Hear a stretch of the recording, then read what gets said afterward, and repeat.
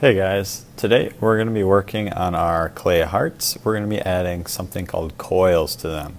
So from the front counter you're going to need to get one piece of canvas. Remember not to wave this around because there's dust in it and that can make some people sick. So we don't want to get that dust in the air. You're also going to get one clay heart from me. You'll also get a small hunk of clay and one toothbrush, which might seem kind of silly right now, but I'll explain it in a bit. With that clay, you're going to tear off a chunk, roll it between your hands. So you're going to start to get a snake.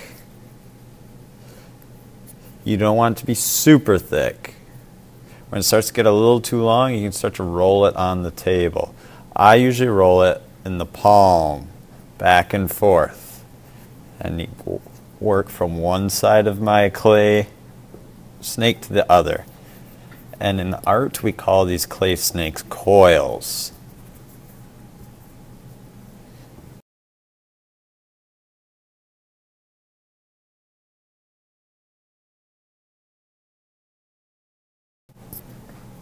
If it starts to get too long and you still want it to go thinner, you can tear it off and continue. I'm working to get it nice and thin so it's not too thick.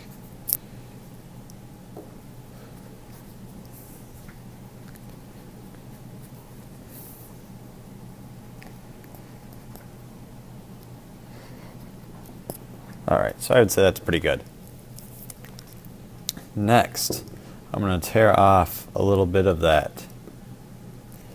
I'm going to roll this into a spiral. Rolling it so I get a spiral, just like this. Then I'm going to take that toothbrush, dip it in my water bin, give it a little tap because I don't want a whole bunch of water on this. I'm going to scrub one side of that spiral. Then I'm going to scrub a small part of my heart. And what this is called is slipping and scoring. So when I scrub that clay, it makes a whole bunch of little itty bitty scratches in the clay. And when I make scratches in the spiral and I make scratches in the heart, those scratches help lock themselves together when I press that clay together. You're going to be adding spirals to this whole heart. You'll notice if you played with your clay too much, it starts to crack. We're going to slip and score every single spiral that you put on here. If you do not slip and score, there is a good chance that your piece will fall off. Alright, so I'm all out of my clay coil, so I need to continue working with this one.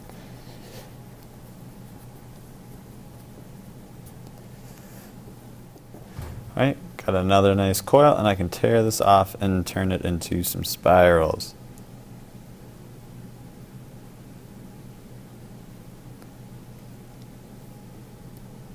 You can have some bigger spirals, you might have some smaller spirals. That's all going to depend on how long the pieces that you tear off. And then making sure that I slip and I score them. That's super duper important. If there's some spots that you can't get a coil in, like you can see I have some on the edge of my heart, that's okay. I'm going to show you something as soon as I'm finished to fix that. Alright, so I have spirals all over my heart. You'll notice that I still have some open spots where I couldn't quite fit a spiral. If that's the case, I'm going to take a small piece of clay, tear it off, and roll it in my hands to make a small ball. Just like this. Then I can slip and score that side and press it into some of those cracks that I couldn't quite reach. Don't forget to slip and score.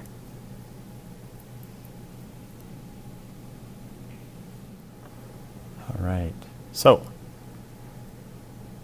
first, after getting all your art supplies, you're rolling out a coil. That's that long clay snake.